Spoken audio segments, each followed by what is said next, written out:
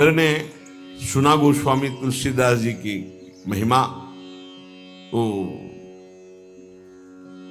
कितना भी वो राजमद तो होता ही है। बुलाओ उनको और हमारी सभा में आकर चमत्कार दिखाएं।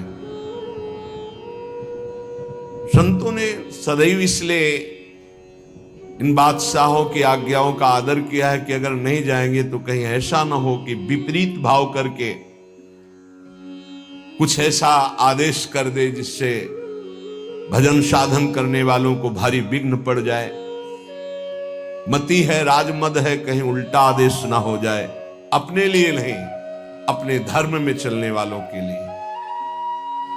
गोस्वामी जी गए, उसने कहा, दिल्ली में था उस समय, उसने कहा कि कोई चमत्कार दिखाओ, आप सिद्ध हिंदू फकीर हो, कोई चमत्कार। कहा मैं तो राम राम राम, इससे ज्यादा कोई चमत्कार ही नहीं आता है। फिर कहा आप कोई चमत्कार दिखाइए, आप सिद्ध फकीर हैं तो कोई चमत्कार दिखाइए। उनका हाथ जोड़ के कहता हूं मुझे कोई चमत्कार नहीं आता, मैं तो सिर्फ राम राम राम यही जपता हूं। बोले आप जान रहे हो किससे बात कर रहे हो? हाँ आप बादशाह हैं। बोले आपको दंड भी दे सकते हैं? तो बोले दे सकते हैं, बस राम राम, इससे आगे मैं जानता ही नहीं कोई चमत्कार। बंद कर दो उन्हें, जेल में बंद कर। वो ये परीक्षा करता था, जब सिद्ध चमत्कार कोई निकल आता था तो घुटने टेकता था, अन्यथा बादशाह तो था ही। बड़े बड़े संतों को बुलाया है और उनसे चमत्कार की बातें कही।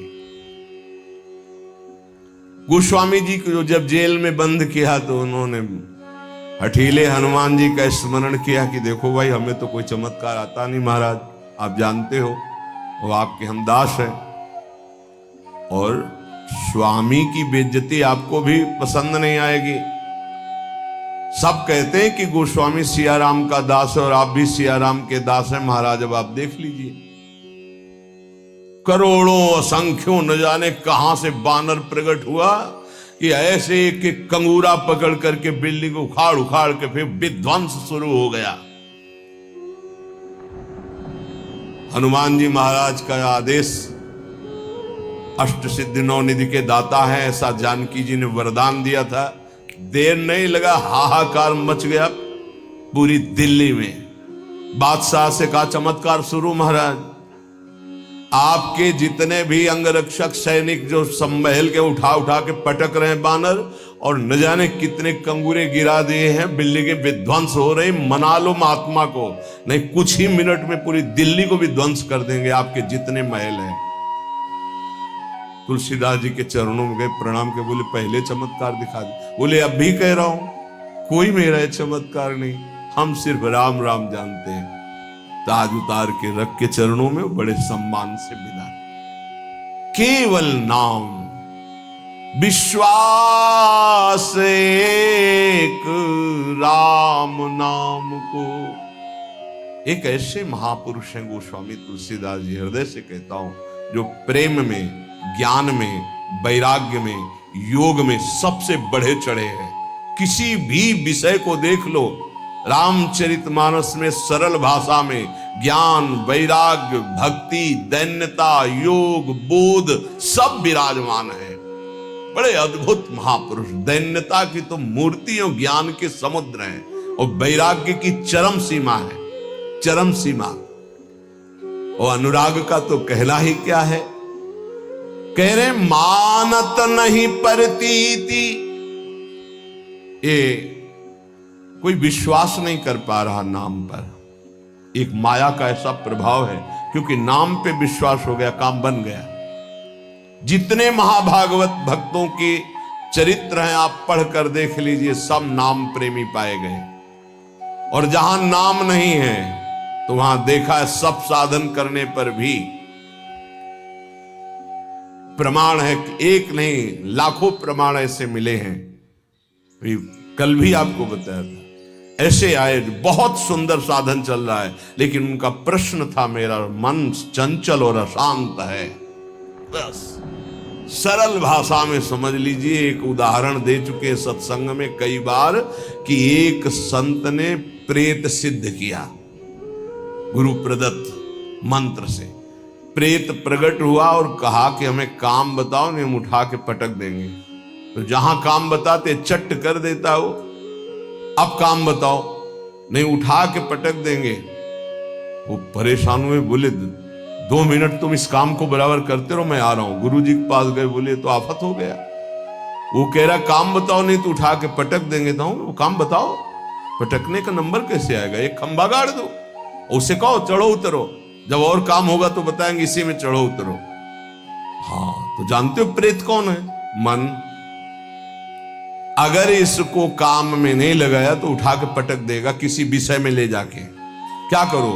नाम का खंबा गाड़ दो, राधा राधा राधा, चढ़ो उतरो, राधा राधा राधा, जब कोई काम होगा तो बताएंगे राधा राधा राधा, सिद्ध हो जाओगे। नहीं, उठा के पटक देगा काम में, क्रोध में, लोभ में, मोह में, मद में, मत्सर में। इसके बहुत तरीके हैं, समझ ही नहीं पाएगा। बाद में समझ में आता है कि गिर गए, गिरते समय समझ में ही नहीं आता गिरते हैं। ऐसा विचित्र इसका आकर्षण है मन का। तो मानत नहीं प्रतीत अनत ऐसोई स्वभाव मन बाम को। ये विरुद्ध चलता है, शास्त्र विरुद्ध चलता है, गुरु के विरुद्ध चलता है, मन के विरुद्ध चलता है। बड़ा विचित्र खेल है, बड़ा विचित्र खेल है।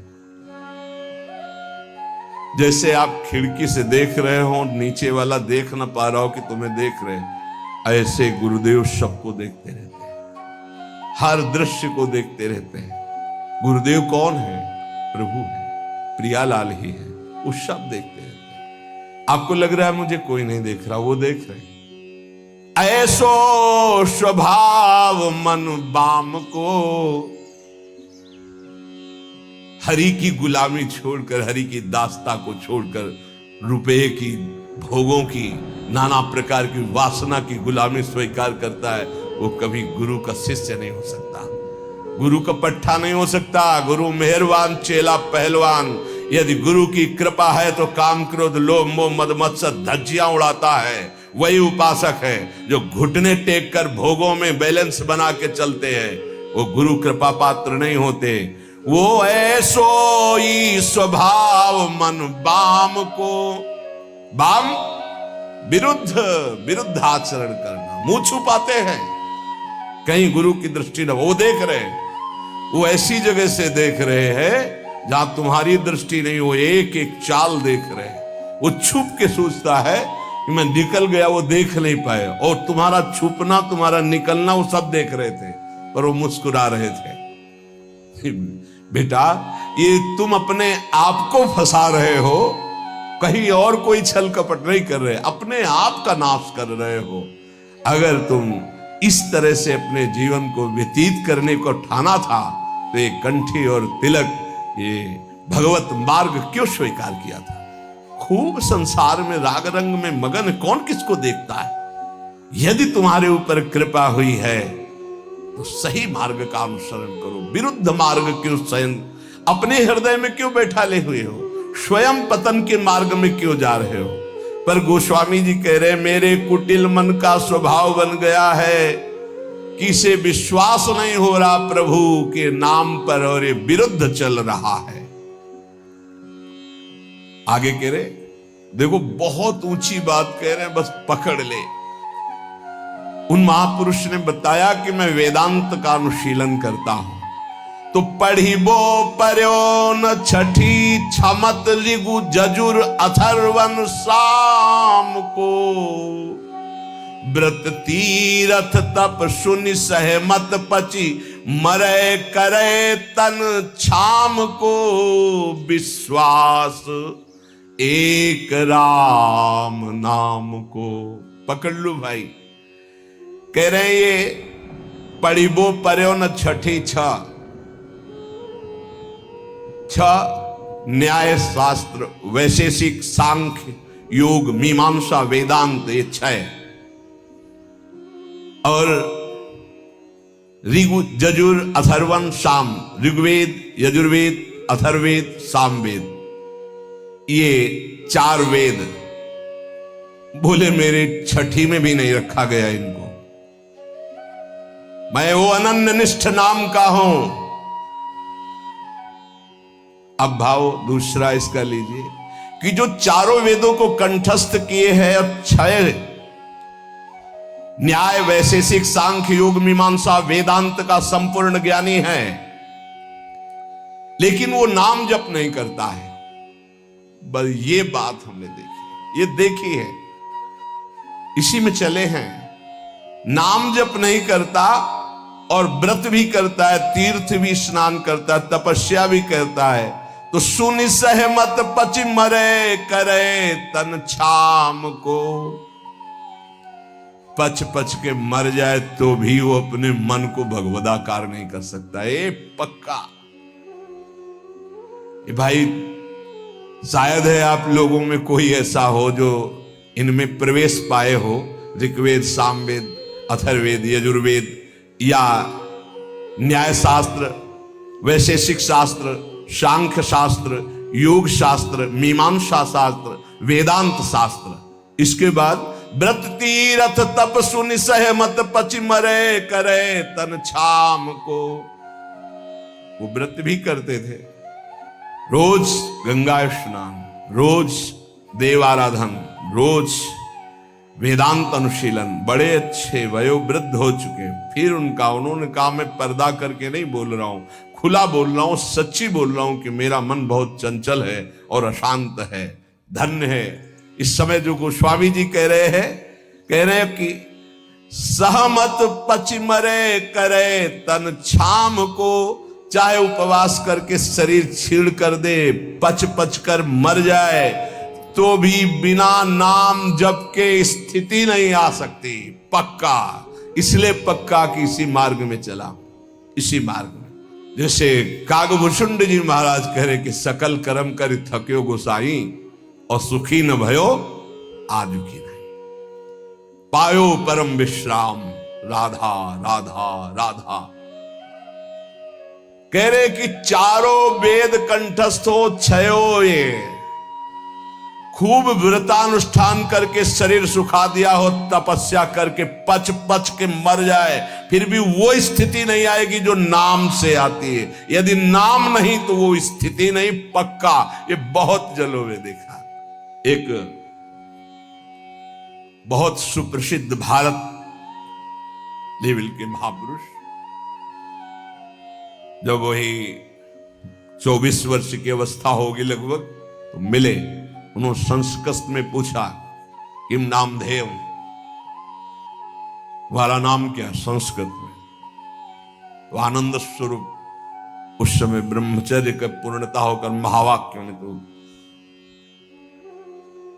व्याकरण कितना पढ़े हो?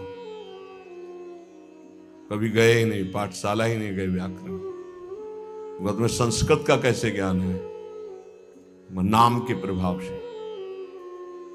ये सब पूरी श्रद्धा वाली बातें मुझे नहीं पसंद है। वेदों का स्वाध्याय करो, शास्त्र स्वाध्याय करो, विद्वान बनो। अभी तुम्हारी नई अवस्था है। उनका हाथ उठा के कहता हूं, आजीवन अपना व्रत है कि केवल नाम ही हमारा जीवन है। अब इसके आगे हम कुछ पढ़ना नहीं चाहते। आज जो आप सुन रहे हो, ये वेदांती की नहीं बात सुन रहे हो, ये आप किसी व्याकरणाचार्य की बात नहीं सुन रहे हो, किसी शास्त्री और आचार्य की बात नहीं सुन रहे हो, एक गांव में पढ़े हुए कक्षा 9 के स्कूल के विद्यार्थी की बात सुन रहे हो। ये केवल नाम का प्रभाव है, जो हमें खुद पता नहीं कि हम क्या बोलने वाले हैं। एकांतिक में एक आए थे जिनकी इतनी डिग्रियां थी संस्कृत की केवल, और शंकराचार्य आदि को जो उन्होंने पढ़ाया है, कई शंकराचार्य उनके ऐसे झुके हुए और वो ऐसे किए हुए गुरु पद पर। इधर तिरुपति बालाजी के वो आचार्य और सब आए। वो कह रहे थे कि आपका प्रवचन सुन करके बस इतनी इच्छा हुई कि एक बार दर्शन करें। कि हमारा प्रवचन, इतनी डिग्रियां, इतने बड़े, तो ये हमारा प्रवचन नहीं है, ये नाम का प्रताप है, बस केवल नाम का प्रताप। सत्य मानो, विश्वास कर लो। गोस्वामी जी कहते कि बस ये मानत नहीं प्रतीति अनंत ऐसो इस स्वभाव मन बाम को। ये पकड़ नहीं पा रहा, खुली बात रखी है। कोई ऐसा ज्ञान नहीं है जो यहां स्फुरित ना हो जाए यदि नाम चल रहा है। किसी भी जिस क्षेत्र की कभी चर्चा नहीं सुनी, कभी गए नहीं, कभी देखा नहीं, उसका प्रश्न होता है।